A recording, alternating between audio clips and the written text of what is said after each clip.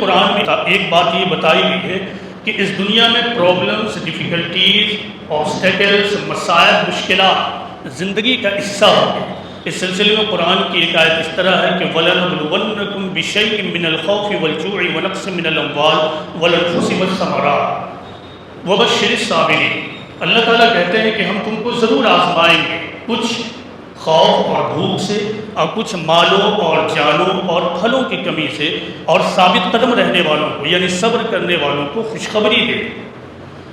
اس آیت میں یہ بتایا جا رہا ہے، اور قرآن میں دوسرے مقامات پر بھی بار بار اللہ تعالیٰ نے کہا ہے کہ تم کو ہم آزمائیں گے مختلف طریقے سے۔